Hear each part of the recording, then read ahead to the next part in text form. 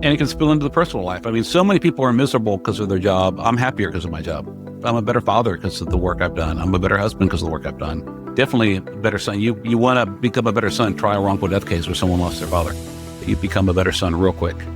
So, I think this job can be really good for us or can be really bad for us. Same for clients. I found the trial can be really healing and cathartic for clients. It can be a really good thing. This is RVA Trial Lawyers, Virginia's trial lawyer podcast, hosted by Sharif Gray and Niall Abuzaki. All right, we're back, RVA Trial Lawyers, and today we've got Michael Cowen. Michael Cowen, for those of you who listen to our podcast, chances are you also listen to his podcast, Trial Lawyer Nation. It is the original trial lawyer podcast. I have learned a ton from it. I've met people through it by way of reaching out to them, and I continue to listen to it at least once a week, if not more. Sometimes it's even become almost like a resource for me. Like I'll go to your website and if I want to learn about a particular topic, I'll just search it. And more often than not, I'll find a podcast, which will end up being super helpful. But Michael does much more than just have a podcast. Michael focuses on catastrophic injury and a lot of trucking out of Texas. And my guess is, Michael, I'm sure we'll get to it, but that's not just limited to Texas. I know you're in New Mexico, and I'm sure you're handling cases around the country. And Michael is a forever learner. So I'm really excited to have you, Michael, on this. You and I met at TLU.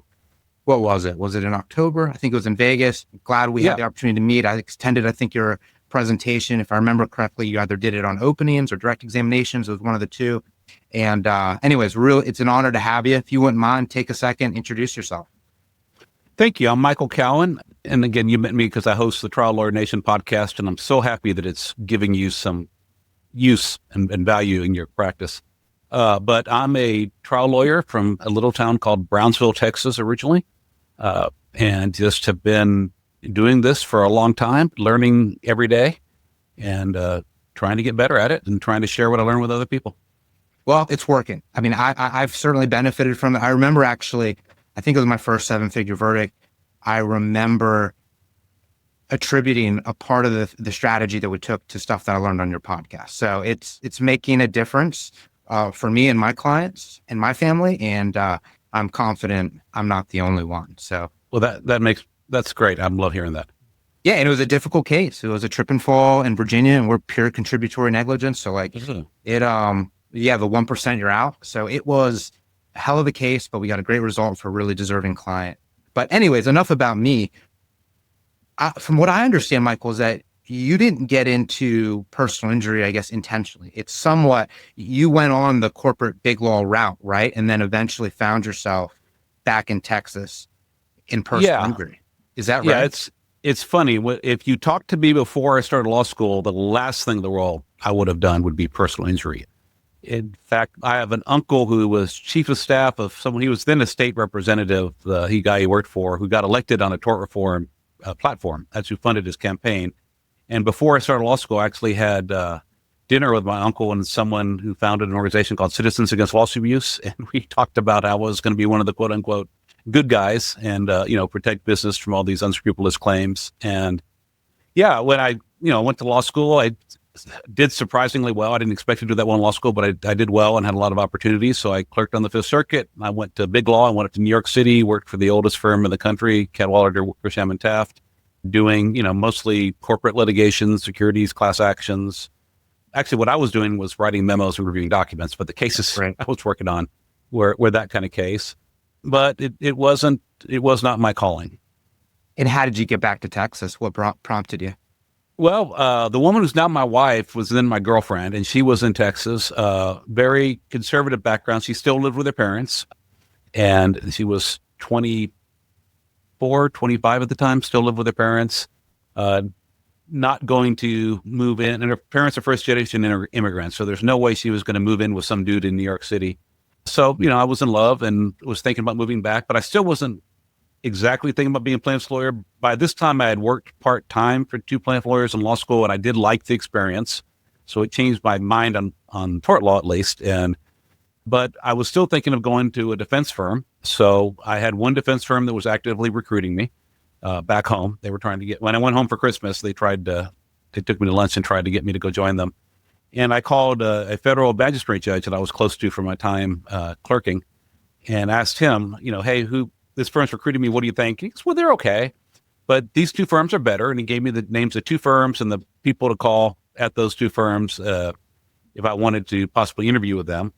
And he goes, you might also want to talk to my friend Ed Stapleton. He's a plaintiff's lawyer, but, he knows more what's going on in the state court system. I've been up here in the federal courthouse for a long time. I'm like, well, I've only met Ed once in my life. Will you call him for me? I said, that's fine.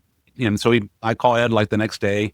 I said, Mr. Stapleton, I've got an offer from this firm. I've got interest from this firm. What do you think? And he goes, well, those are fine firms, but you should work for me instead, and I'll give you 3 reasons.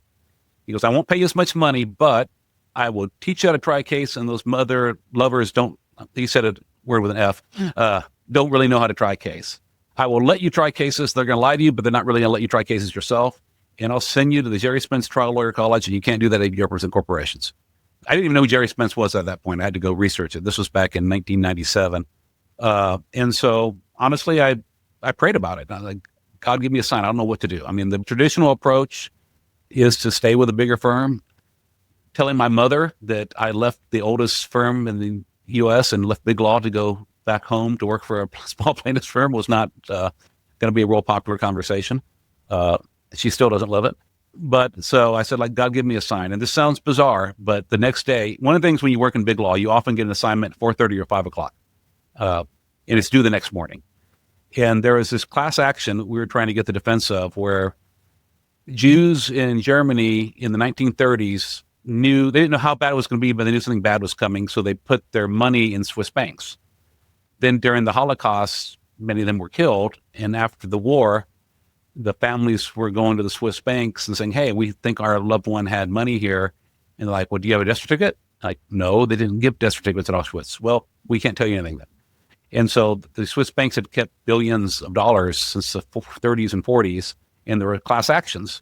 And my assignment was to look up the New York abandoned property laws from the time Hitler came to power to the present, to see if the bank ever would have had the duty to give the money up to the state had they moved the money over to New York during the war. And I took that as a sign that I'm on the wrong side, trying to keep money away from the families of Holocaust victims when it was their money. I just said, okay, I get it. Everybody needs a defense. But I think if I asked for a sign on what side of the docket I should be on, I think this means I should be on the plaintiff's side. And so I took the job as a plaintiff's lawyer. It's funny how things work, right? Like you just can't. One thing that I'm learning, I'm still very much a young lawyer, at least I pretend to be, right? But I am learning that, like, at least my career path is similar to yours. Had you gone back to me, I don't know, 11 years ago when I was finishing law school and said, Sharif, you'd live in Richmond, Virginia, wife, 2 little kids, and you'd be in love with being a plaintiff's personal injury lawyer, I would have said, what is that? And then I would have laughed at you. Like, it's amazing to me how just the twists and turns and you ultimately eventually find your place. And I've, to some degree, just come to accept that wherever you are, like, provide value and to the best of your ability and do the right work for the right reasons. And things have a weird way of just working out. So it sounds like in many respects, that was your sign and it got you to where you need to be. Yeah, lots of ups and downs since then, but I'm still here and I'm still loving what I do. Well, let's talk about the Spence College then. So 97, if I'm correct, you make the switch, right, to Texas? Moved back home to Texas in 97. And then you're at the ranch when? The next year? Yeah, July of 98. Back then it was a full 31 days. And that's incredible. So how long had you been practicing before you went to the ranch? I had been out of law school for 3 years, but I've been doing plaintiff's work I'd probably only tried, 3 to 5 cases somewhere, probably 4 or 5 cases at that point. Well, there are a lot of young lawyers now who, getting to try a case, right, is a big deal. So let alone. Ed kept his promises on teaching me to try a case, on letting me try cases. I love the guy. He had a big heart. He took every case, no matter how bad. And so we got to try a lot of them. That's the recipe for trying a lot of cases, right?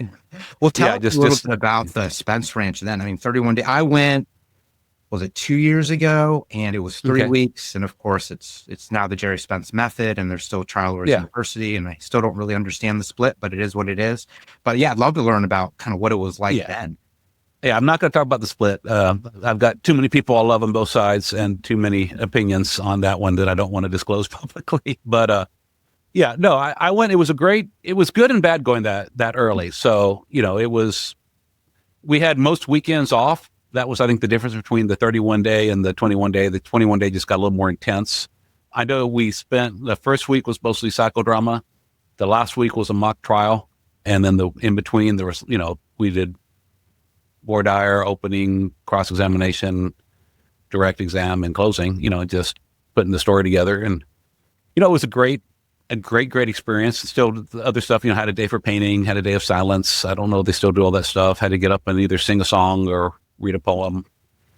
That's still all very well alive. And now I look back on some of those activities and I understand why. Like, I understand why the get up on the picnic table, like, and sing a song or tell a story. Like, I understand the importance of that and the message it was trying to convey, which is great. And it's amazing to hear from you that existed back in the late 90s.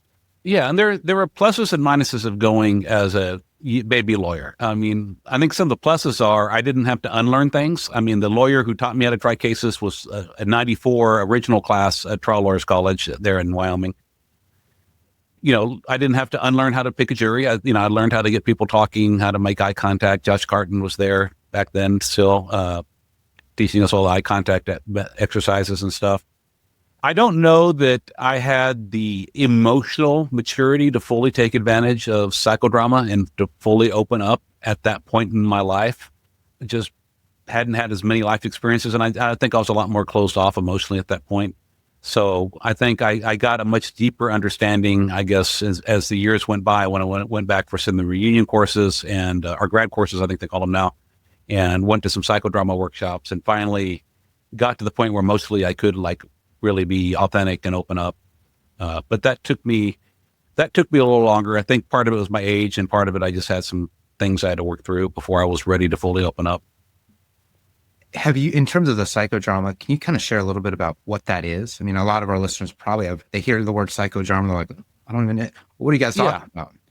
So psychodrama was developed as a group therapy technique, and it is a place where you really get to explore something that has happened or something you wish could happen through the different people's point of view. So I'm just going to make up an example. Let's say I want to process something that happened between me and my dad, and then my two brothers and my mom were there at the time.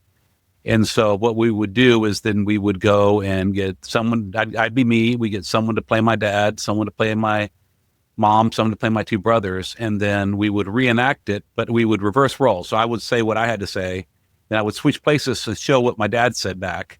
Then I would switch places back, and the other person who's playing my dad would say that to me so I can go go relive it, and then go until you get all the way through the story. And you really do learn to process things better. You really get to learn to see it through different people's point of view. It really helps clients kind of discover their story. And when you do it with a client and, kind of bring out details that they didn't quite remember, you learn a lot about their lives.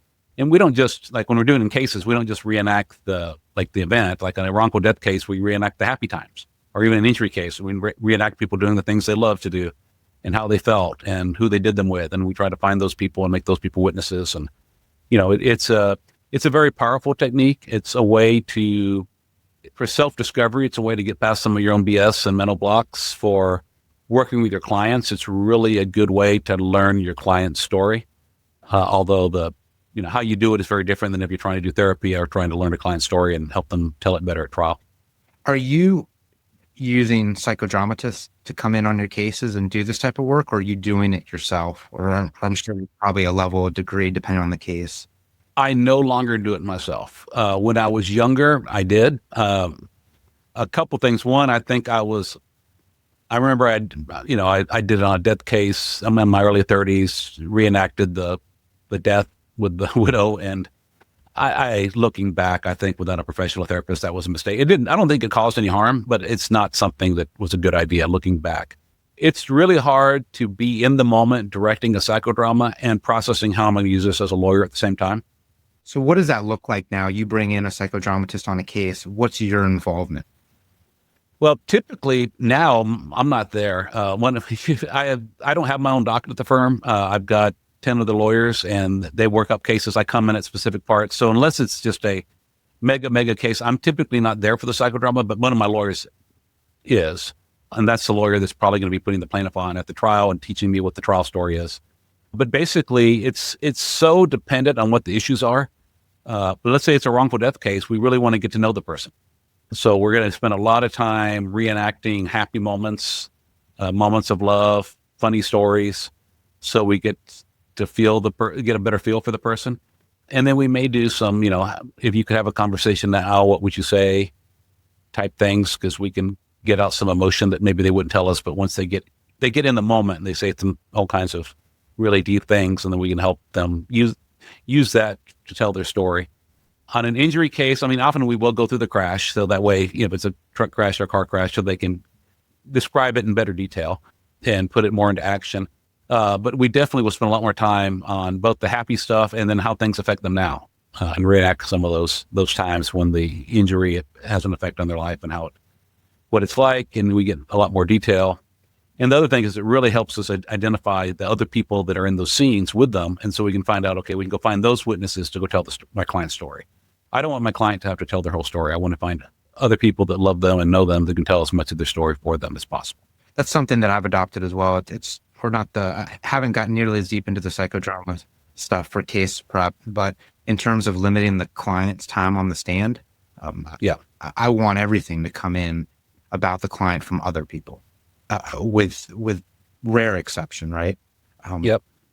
So when you go in the courtroom, are there any psychodramatic techniques that you are using or intentionally? Of course, role reversing, doubling, all of that, I'm sure it has some play. But is there anything that you guys are using from those psychodrama sessions, those techniques, and making sure to incorporate in the courtroom? That's a good question. We definitely try to tell the stories that we learned. And we try to do like first person, present tense when we're questioning people to try to get them present tense, try to make it real. Once or twice I've done a little bit of a reenactment in a courtroom, but not often, honestly. It's not really needed. Once you learn how to access the emotion, you can tell the story and still transfer the emotion. I think it probably has a lot to do with the way I do my openings, but not consciously anymore. After, what is it now, 27 years, whatever it is, 26 years, 27 years, things just become second nature. And so do I move around a lot when I'm telling my story? Do I show the shapes of things? Do I talk in first person? Yes. Present tense, yes. Do I do first person from the word one of an opening statement? Absolutely not. And to the extent anyone still teaches that, I respectfully disagree that that's a good technique. I think it's confusing to a jury. Right. I think telling the story in first person to learn the story better, I think is a great technique. Incorporating some first person in the middle of a story when you're framing it. You can imagine what, and he said, and he's sitting there in his car and he's saying this or he's doing this. That's one thing. But going up and saying, I am John, I am a truck driver, I am, it's very confusing to a jury, and I don't think it works very well. Could be wrong. Other people disagree with me, and if they get a good verdict, hats off to them. Sure. I've never actually tried first person in an opening statement. I do try often to get my clients or the witness to speak in first person when they're describing a scene. And I oftentimes will, the argument for doing so is like, one, it's helpful for the fact finder, the jury, right, to get a better understanding of what's actually happening, so they get an opportunity to kind of be in your shoes. But then two, I tell them it's easier for you, because instead of you having to remember stuff, like you just kind of close your eyes and say, you don't have to close your eyes, but you say, I see this, I hear this, I feel this, right? Like you don't have to make sure you're telling or saying the things that we need. You can just tell the story in a way that's authentic. But one thing that I've run into is, despite a lot of preparation and present tense, nerves hit, right? Client gets on the stand, witness gets on the stand, and the present tense that you've practiced, right, or you've instructed suddenly goes away. So I oftentimes will find myself, and I wonder if you find yourself doing the same thing, having to almost interject and say like, all right, you are here. You are behind the wheel. It's so and such date. tell us, what do you see, right? And you almost have to be super hands-on, at least what I've found. You have to try, and you also have to be willing to let it go. I mean, at the end of the day, the whole point is to guide the jury to the truth, to bring the information the jurors need to do justice. And it's not really about technique. It's about trusting the jury and telling the truth. And so, do you get like a 5 or 10% edge if you do present tense versus past tense? Maybe. But is it going to make that big of a difference in most cases? Probably not. You can trust the jury that they're going to figure it out. And so that's one thing I've really found trying cases is that it's never, ever going to go perfect. And you just need to trust yourself, trust the jury, trust the judge, and just go with it. Let's talk about that a little bit more. We mentioned before we came on, and I think I've heard you talk about this in some of your podcasts, but mindset and trusting the jury. What's that one book? I think I have it. It's 12 Heroes, One Voice or something like that. Yeah, Carl Bettinger's book that changed my life. Tell us about it. Absolutely. Well, Carl started me down this journey. Sorry that Lamont took me a long ways off down this journey, but I used to feel a lot of pressure trying cases because I thought I had to win the case. And I thought I had to be the hero of the story. I had to defeat the bad guy. I had to do justice.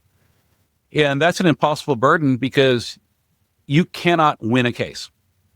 You don't have that power. You have the power to create all the conditions that would allow a win and not screw it up, but you're not in that jury room. And the case is decided in the jury room and you're not there.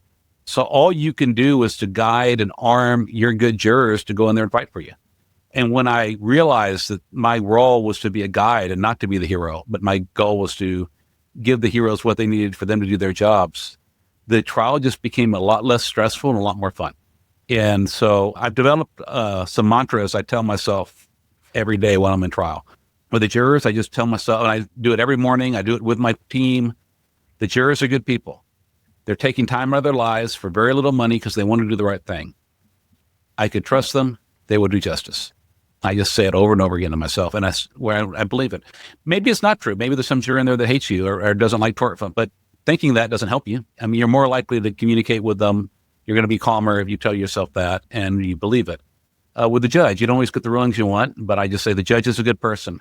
She's making the rulings that she believes to be right based on her understanding of the facts and the law. I may not always agree with her, but I respect her and assume good intent. And then I tell myself I'm going to have fun. And then the newest one I did the last trial, which I never had the courage to do this one before, but I just said, I will win the Judy Kent case no matter what. There is no other option. I told myself that over and over again. And it was a challenging premises case with a client that was a challenging client. I just leave it at that. I love her, but from time to time, she could be a challenging person to represent. And the reason I told myself that is, one, I just want to tell myself, no matter what the court's rulings are, no matter how the evidence comes in, it's my job to find a way to win. I know that there's a way to do it, and I'm just going to roll with it and have fun and trust the judge and trust the jury and go on. And so whenever I had a judge yell at us, or I just said, well, it's like Nick Saban trying to make his coaches a better player. She's yelling at us because she's trying, and I do believe this is true. She's yelling at us because she's trying to make us better lawyers. She's trying to give a better trial experience for the jury.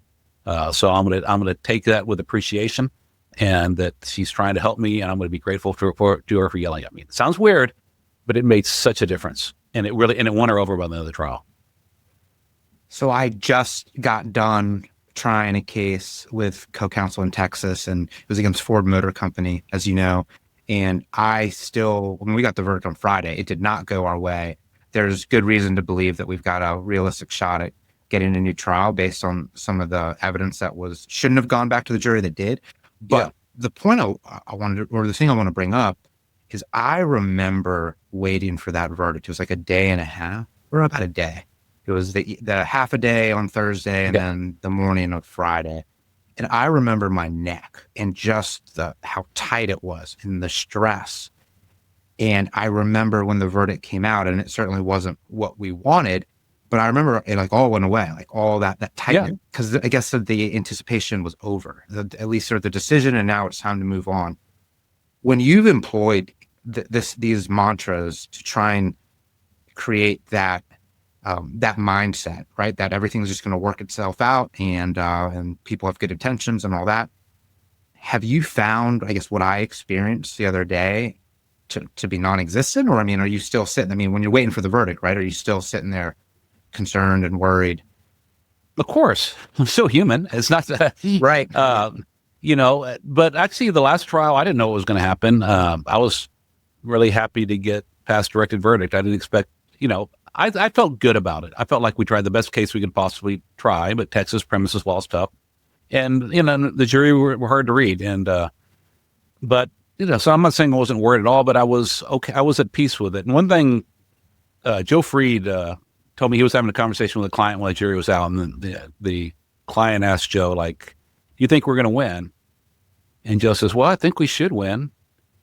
But I also keep my mind open to the possibility that the universe may have something even more spectacular in store for you. And I don't know what it is, but I'm going to be humble enough to know that something good is going to come out of this. And it might be a win and it may not be, but I'm going to be good with it either way. And I just told myself that. I told my client that too. Luckily it was a win, but it's not always a win. I mean, I guarantee you I've lost more cases than most people have ever tried. We had Joe Freed on here, I guess a month or two ago.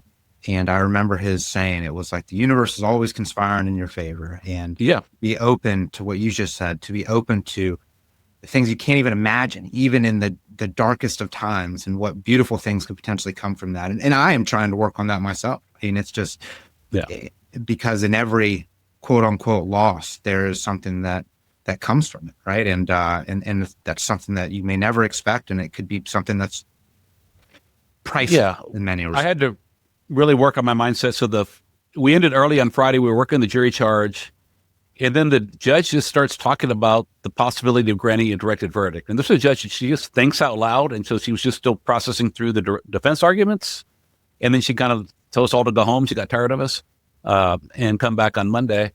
And so I'm driving back from Austin. I've got 2 more crosses and a closing to do on Monday. I'm driving back from Austin to San Antonio on Friday. And the feeling I have is I'm about to get the first directed verdict of my career. 130 trials, I've lost cases, but I've never lost on a directed verdict before. And, I'm not going to say that was an easy emotion to process.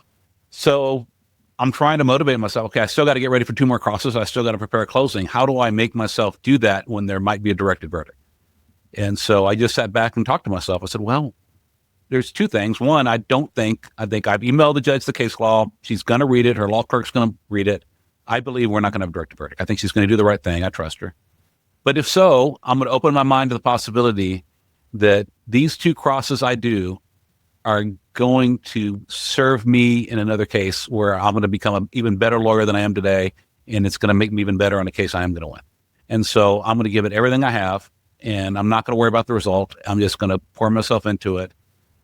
And then we, again, I had to go do that mantra over and over again that next morning, because it was, like I said, I still didn't know whether Monday morning was going to be, I decided to grant a directed verdict and throw your case out, or, we go in Monday, she'd read our cases, say, nope, I've read the cases, I'm not granting a directed verdict. And the plaintiff gets the jury charge with the theories that he wanted to have and the submissions he wanted to have, or she wanted to have, I guess the client was female. And that's it. And it's like, everything was different. But it was a tough weekend, and that mindset work was so important. Remind me, but I know you work with Sari Delamata a lot, right? And is that where this mindset stuff came from in court, or? It is. It mostly, a little bit from therapy, but mostly from Sari. I was her first VIP client, paid her a crap load of money, but I have to say I've got a good return on investment for it. The learning to trust a judge and learning to trust a jury, I really did that mindset work with her. And she says your job's to fight. Everyone like around me and my trial teams are all freaking out about how calm I am and how much fun I'm having. And I'm like, well, I'm doing my job. If the jury fucks up and gets it wrong, I'm not going to take it personal. That's on them. And really and truly, I just, that mindset work I've done with her, and I'm winning a lot more, and I'm winning bigger ever since I learned. Once I let go, it's funny. When I went and started working with Sari, like, what are your goals? I said, well, I want to get an 8-figure verdict, because I hadn't had one yet. All my friends had an 8-figure verdict, and I'd only had 7-figure verdicts, so I felt really inferior. And then there came a point in time when I didn't care. I was perfectly happy with my life as it is. I am amazed at my level. If you asked me 15 years ago, Michael, would your life look like this? I said, you're smoking crack. There's no way my life would look like that. That's not even possible. And here I am. I'm having this incredible life. And so I got to the point where, like, I really don't care whether I have an 8-figure verdict or not. I'm going to trust the juries to do what's right. And Mallory Peacock and my partner were trying this forklift case. It was an amputation, but it was a tough case. The defense had won every trial on this theory for 20 years. The defense lawyer was 23-0 on this theory. I'd never tried one of them. And so I'm just like, well, let's just go try it and have fun. We're probably going to lose, but let's just go, all we have to lose is time and money. Let's just go, let's find out how other people tried them. Let's find a different approach, see what happens. And then I get my 8-figure verdict. And I remember telling Sorry, it wasn't until I didn't care whether I had an 8-figure verdict that I got an 8-figure verdict. That is awesome. That's awesome. Now, working with Sorry, what did that look like? I mean, did you go out to, she's in Oregon, right? Yeah. So I did all kinds of stuff with Sorry. So I went to Sorry and worked with her at her place in Oregon, and that's been really good.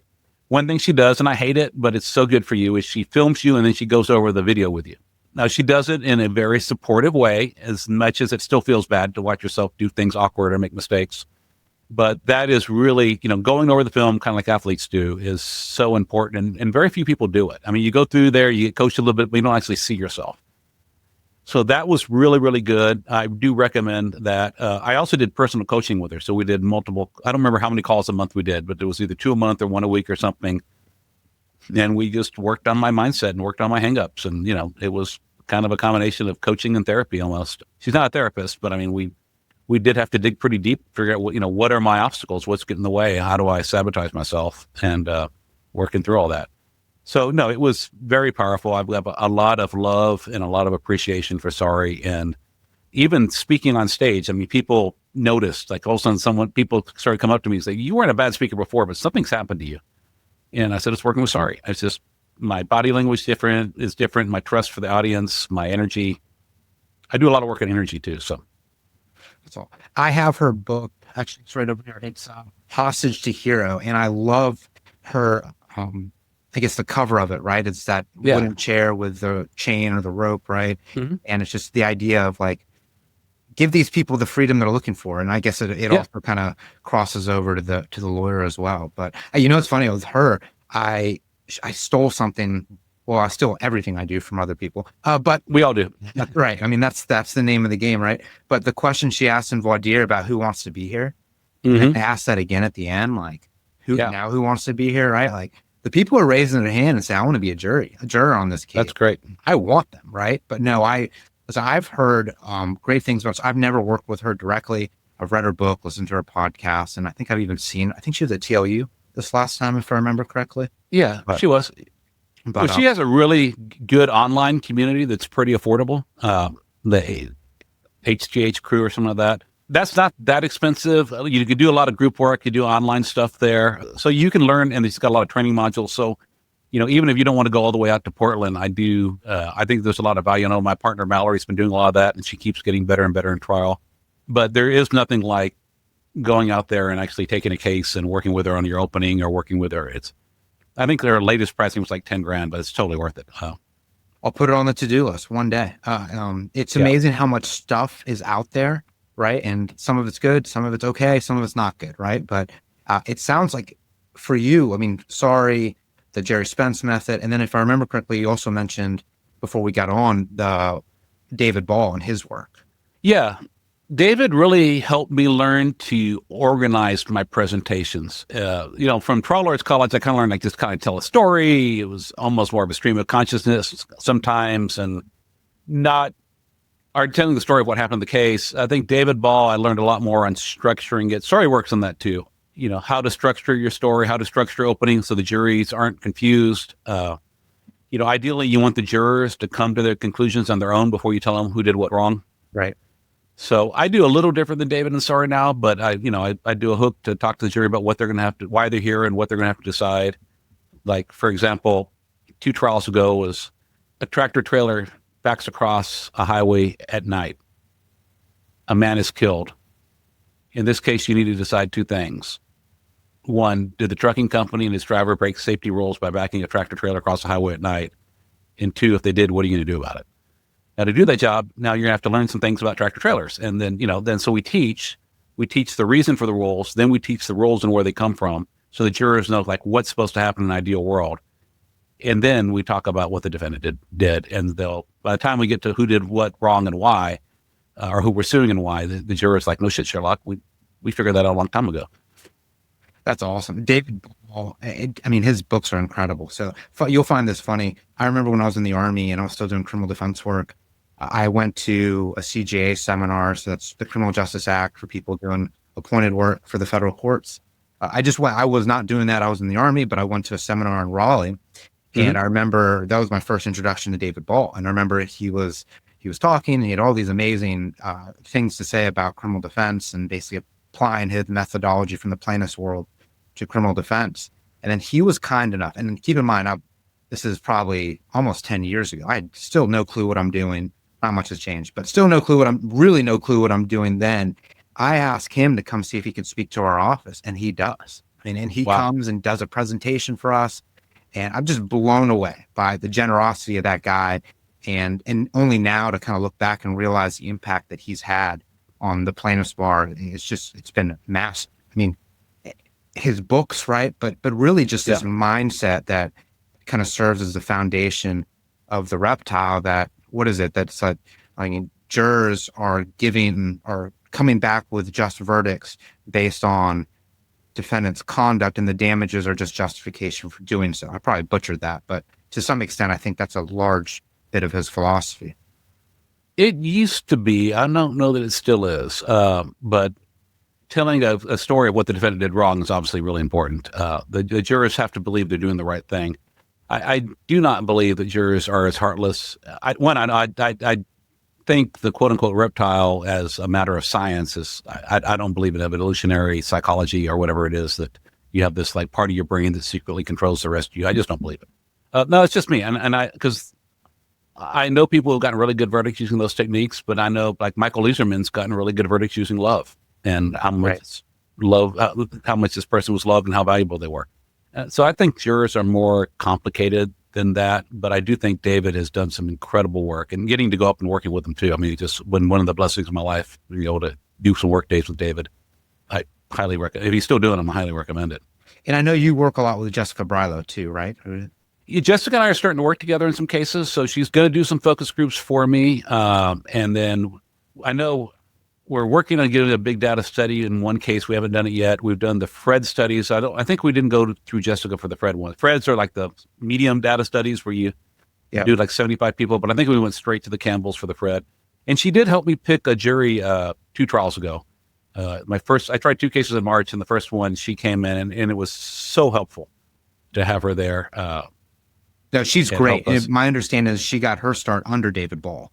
She did. Yeah, absolutely. It's a small world. Well, I would love to learn more about the podcast. I mean, Trial Lawyer Nation, how it started, why it started, and I mean, it's really taken off, right? You have the Trial Lawyer podcast, so it's very cool.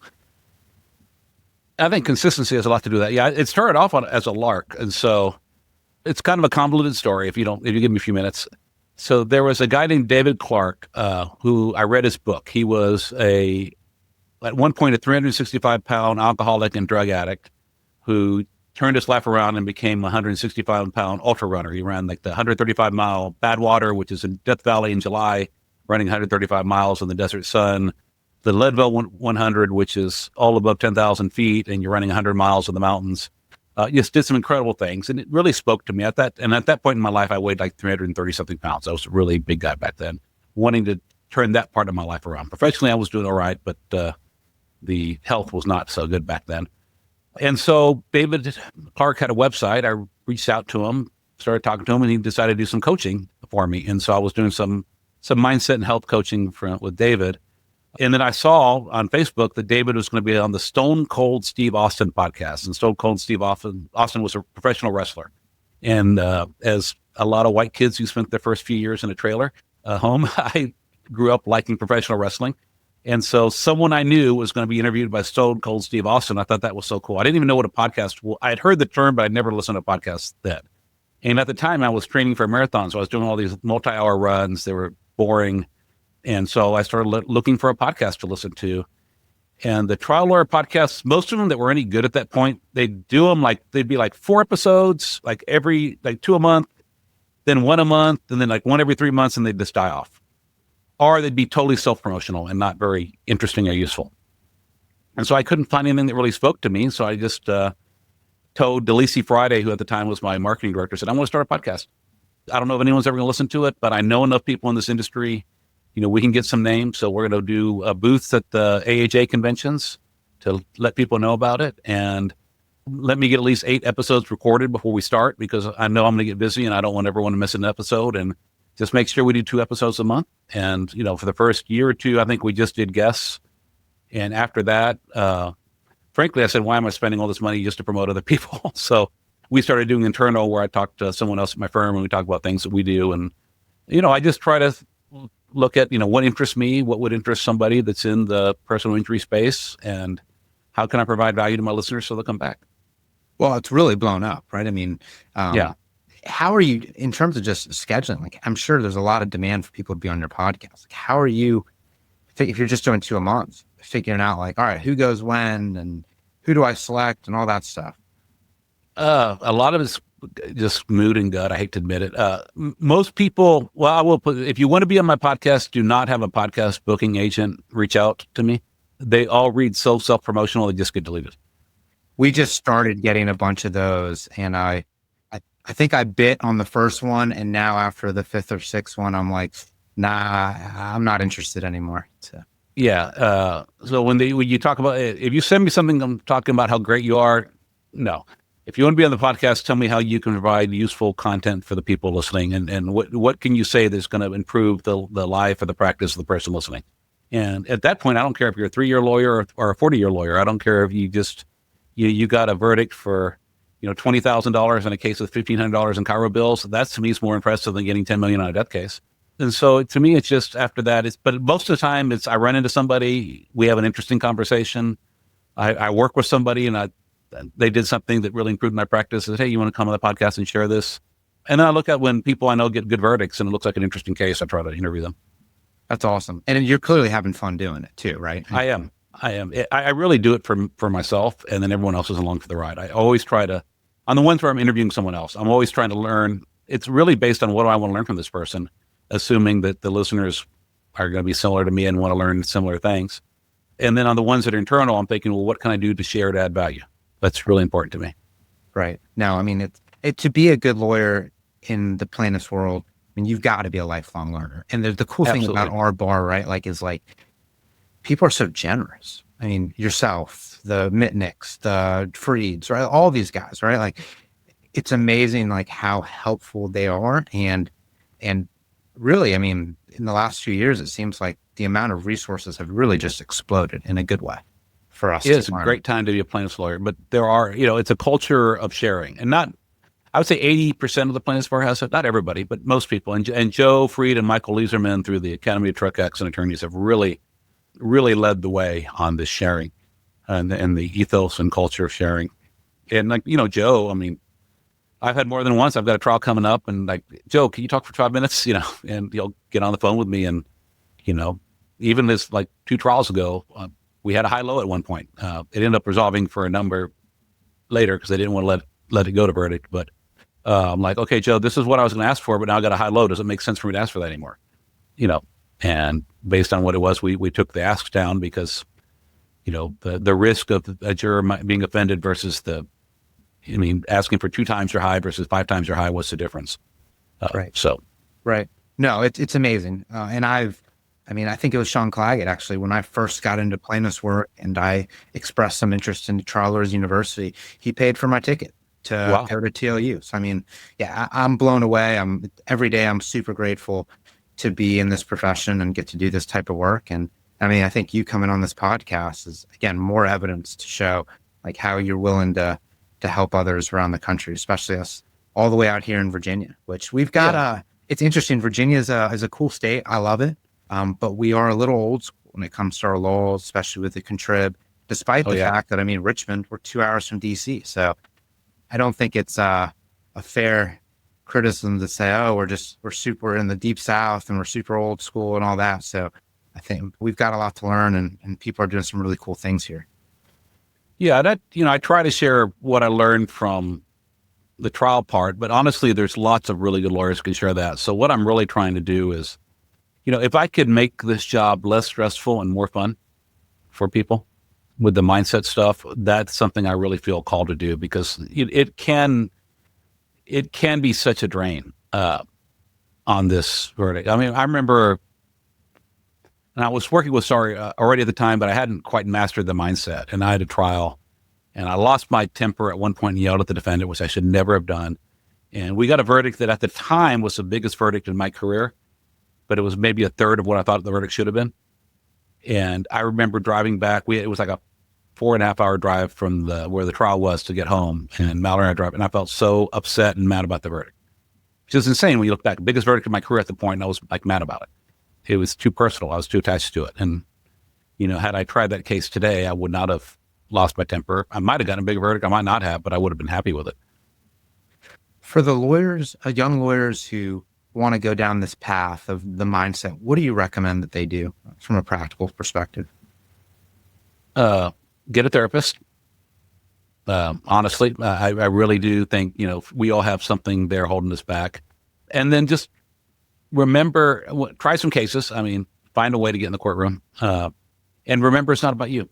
We need to have some humility. The winning and losing is not a reflection of us. I mean, we weren't there. We want to believe our clients. I tend to believe my clients, but I wasn't there. I don't know what's right. I don't know what's wrong. I don't know what they were like before. I never met most, like 99% of my clients I never met before they got hurt. So I don't know what their life was like before. I wasn't present. So I need to have a little bit of humility and trust that the jurors are listening to all the evidence and doing what they think is right. And I need to trust them. And I'm hoping and praying that my side is the one that's right. But if not, you dust yourself off and you either get a new trial or you go on to the next case and take what you learned and go from there. And just that self-talk. I used to think it was really silly to do self-talk and mantras and stuff. I just, I remember that Stuart Smalley back on Saturday Night Live, I'm good enough and gosh darn it, people like me. And it was a joke, but I've been doing something called the Miracle Morning. It's written by a guy named Hal Elrod. And every morning it's a combination of silence. It's like a meditation, a prayer, affirmations, which I say to myself, visualizing my day. I visualize like this is energy God gives me today and what I'm going to do with it. And am I going to do positive things with it, or am I going to waste it being mad or worrying about things? Because nothing good comes from that energy you waste there. I read, I journal, and I exercise. I do that. I've done 80. Today was day 85 in a row I've done on that. And that, I highly recommend that. In fact, Joe Free just texted me this morning, like, what's the name of that morning routine again? So That's awesome. That's awesome. Yeah, because he's seen the difference in me. So I do recommend doing something like that. That can help. But really, it's just working on yourself, working on that mindset, and just getting in there and doing it, and getting your hands dirty. And guess what? If you try cases, you're not going to win every case, and that's okay. Yeah. You just get back up there, and you'll win the next one. You'll get them next time.